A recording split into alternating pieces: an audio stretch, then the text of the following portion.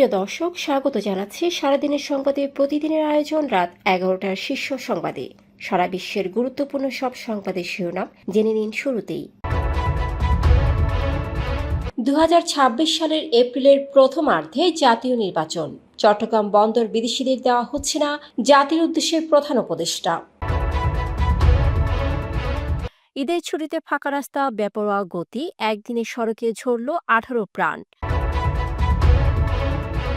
নাগর ভবনে কোনো উপদেষ্টা বা প্রশাসক বসতে পারবেন না, মন্তব্য ইশরাকের। আইসিসির 4 বিচারকের উপর যুক্তরাষ্ট্রের নিষেধাজ্ঞা। চীন সফরের ঘোষণা ট্রাম্পের, যুক্তরাষ্ট্রে আমন্ত্রণ জিনপিংকে। নেতানিয়াহুর স্বীকারোক্তি, গাজায় হামাস দমনের সশস্ত্র গ্যাং ব্যবহার করছে ইসরায়েল। অন্যদিকে গাজায় ঈদের আগের দিন ইসরায়েলের হামলায় 70 ফিলিস্তিনি নিহত। গুম কমিশনের প্রতিবেদন, এনএসআই এর আইনি ও প্রাতিষ্ঠানিক সংস্কার প্রয়োজন। পোশাক সহ প্রধান 32 পণ্যের রফতানি বেড়েছে, কমেছে পাট, চামড়া সহ 9 পণ্যের। 10 মাসে উপদেষ্টাদের পিএস শত শত কোটি টাকা কামিয়েছে বললেন রুমিন ফারহানা। ইসরায়েলের বিরুদ্ধে কঠোর ব্যবস্থা নেওয়ার ইঙ্গিত দিল ফ্রান্স। শুনছিলেন সংবাদ শিরোনাম, এবারে বিস্তারিত। ফ্যাশন ব্র্যান্ড মানেই আর্ট। জাতির উদ্দেশ্যে দেওয়া এক ভাষণে প্রধান উপদেষ্টা অধ্যাপক মোহাম্মদ ইউনুস জানিয়েছেন, আগামী জাতীয় সংসদ নির্বাচন 2026 সালের এপ্রিল মাসের প্রথমার্ধে অনুষ্ঠিত হবে। এ বিষয়ে উপযুক্ত সময়ে বিস্তারিত রোডম্যাপ দেবে নির্বাচন কমিশন।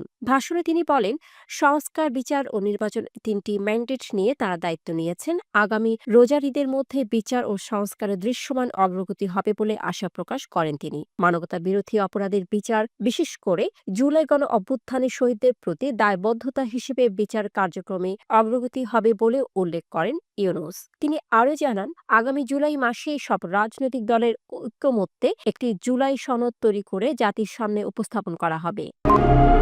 সারা দেশে একদিনে বিভিন্ন সড়ক দুর্ঘটনায় অন্তত 18 জন নিহত ও 30 জনের বেশি আহত হয়েছেন। গাইবান্ধা, ময়মনসিংহ, ঝিনাইদহ, কিশোরগঞ্জ ও টাঙ্গাইলে প্রাণহানির ঘটনা ঘটেছে। এর মধ্যে গাইবান্ধার পলাশবাড়ী ও গোবিন্দগঞ্জে পৃথক দুর্ঘটনায় 8 জন, ময়মনসিংহে পৃথক দুর্ঘটনায় বাবা ছেলেসহ 4 জন, ঝিনাইদহে শিশুসহ 2 জন, কিশোরগঞ্জের পাকুন্দিয়ায় 2 জন, টাঙ্গাইলে কালীহাতিতে ট্রেন ও বাসের ছাদ থেকে পড়ে 2 জন নিহতের খবর পাওয়া গেছে। নগর ভবনে কোনো উপদেষ্টা বা প্রশাসক বসতে পারবে না, এমন হুঁশিয়ারি উচ্চারণ করে বিএনপি নেতা ইশরাক হোসেন বলেছেন, প্রয়োজনে বিগত কাউন্সিলর ও শিক্ষা প্রতিষ্ঠান প্রধানদের নিয়ে বিপ্লবী নগর কাউন্সিল করে ঢাকা দক্ষিণ সিটি কর্পোরেশনের কার্যক্রম পরিচালনা করা হবে। শুক্রবার পবিত্র ঈদুল আজহার প্রধান জামাতের জন্য প্রস্তুত জাতীয় ঈদগাহ ময়দান পরিদর্শনে গিয়ে এ কথা বলেন তিনি। আন্তর্জাতিক অপরাধ আদালতে আইসিসির 4 বিচারকের উপর নিষেধাজ্ঞা জারি করেছে মার্কিন প্রেসিডেন্ট ডোনাল্ড ট্রাম্পের প্রশাসন। বৃহস্পতিবার এক বিবৃতিতে বিষয়টি নিশ্চিত করেন মার্কিন পররাষ্ট্রমন্ত্রী মার্কো রুবিও। তিনি জানান, যুক্তরাষ্ট্র ও তার মিত্রদের বিরুদ্ধে ভিত্তিহীন ও অবৈধ পদক্ষেপ নেওয়ার অভিযোগে এই নিষেধাজ্ঞা দেওয়া হয়েছে। রুবিওর বিবৃতিতে বলা হয়, আইসিসি এখন আর নিরপেক্ষ নয়, বরং রাজনৈতিক উদ্দেশ্যে পরিচালিত হচ্ছে। চীনের প্রেসিডেন্ট শি জিনপিং এর সঙ্গে ফোনে কথা বলার পর দেশটিতে সফরে যাওয়ার ইচ্ছা প্রকাশ করেছেন মার্কিন প্রেসিডেন্ট ডোনাল্ড ট্রাম্প। তিনি জানান, দারুণ ওই 1.5 ঘণ্টাব্যাপী আলাপে বাণিজ্যই ছিল মূল বিষয়, যা উভয় দেশের জন্য ইতিবাচক ফল এনেছে। ট্রাম্প বলেন, শি জিনপিং তাকে চীনে আমন্ত্রণ জানিয়েছেন এবং তিনি শিকেও হোয়াইট হাউসে আমন্ত্রণ জানিয়েছেন। তবে এখনো কোনো পক্ষই সফরের বিষয়ে আনুষ্ঠানিকভাবে কিছু নিশ্চিত করেনি। 5 জুন অনুষ্ঠিত ফলালাপটি ছিল ফেব্রুয়ারিতে শুরু হওয়া বাণিজ্য যুদ্ধের পর 2 নেতার প্রথম কথা। চীনা রাষ্ট্রীয় গণমাধ্যম জানিয়েছে, হোয়াইট হাউসের অনুরোধে এই আলাপ হয়। ওভাল অফিসে জার্মান চ্যান্সেলর ফ্রিডরিখ মেটসের সঙ্গে বৈঠকের সময় ট্রাম্প এসব তথ্য জানান। গাজায় হামাসের বিরুদ্ধে লড়তে স্থানীয় গ্যাং ও আইএস সংশ্লিষ্ট গোষ্ঠী ব্যবহার করছে ইসরায়েল, কথা স্বীকার করেছেন প্রধানমন্ত্রী নেতানিয়াহু। 5 জুন এক ভিডিও বার্তায় তিনি বলেন, নিরাপত্তা কর্মকর্তাদের পরামর্শে গাজার কিছু গোত্র ও পরিবারের সদস্যদের সক্রিয় করা হয়েছে। তবে তিনি স্বীকার করেননি এদের অনেকে সশস্ত্র গ্যাং বা ত্রাণ লুটে জড়িত। হার্জ ও টাইমস অব ইসরায়েল জানায়, এসব গোষ্ঠীর মধ্যে একটি আইএস ঘনিষ্ঠ দল রয়েছে যাদের অস্ত্র দিচ্ছে ইসরায়েল। দলটির নেতৃত্বে আছেন ইয়াসের আবু শাবাব। এদিকে ঈদের আগের দিন গাজায় ইসরায়েলি হামলায় নিহত হন ৭০ জন, আহত ১৮৯। গাজার স্বাস্থ্য মন্ত্রণালয় জানায় ধ্বংসস্তূপে চাপা পড়ে থাকা অনেকের খোঁজ পাওয়া যায়নি। জাতীয় নিরাপত্তা গোয়েন্দা সংস্থাকে আধুনিক ও জবাবদিহিমূলক প্রতিষ্ঠান হিসেবে গড়ে তুলতে যথেষ্ট আইনি ও প্রাতিষ্ঠানিক সংস্কার প্রয়োজন। গুম সংক্রান্ত তদন্ত কমিশনের দ্বিতীয় প্রতিবেদনে এমন সুপারিশ করা হয়েছে। বুধবার unfolding the truth, A structural diagnosis of enforced disappearance in Bangladesh শীর্ষক প্রতিবেদনটি প্রধান উপদেষ্টা ড মোহাম্মদ ইউনূসের কাছে জমা দেওয়া হয়। প্রধান উপদেষ্টার প্রেস উইং বৃহস্পতিবার প্রতিবেদনের দুটি অধ্যায় প্রকাশ করে। এতে বলা হয়, প্রতিরক্ষা মন্ত্রণালয়ের অধীনে থাকা এনএসআই দেশীয় ও বিদেশি গোয়েন্দা তথ্য সংগ্রহ ও বিশ্লেষণে কাজ করে। চলতি 2024-25 অর্থবছরে প্রথম 11 মাসে বাংলাদেশ $44.95 বিলিয়ন পণ্য রপ্তানি করেছে, যা গত অর্থবছরের একই সময়ের তুলনায় 10 ভাগ বেশি।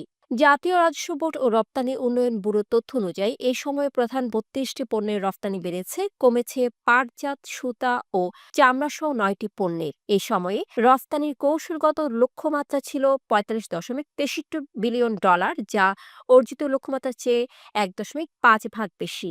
পুরো অর্থবছরে রফতানির লক্ষ্যমাত্রা ধরা হয়েছে $50 বিলিয়ন। 2023-24 অর্থবছরে রফতানি আয় ছিল $44.47 বিলিয়ন, যেখানে প্রবৃদ্ধি ছিল 4.22 ভাগ।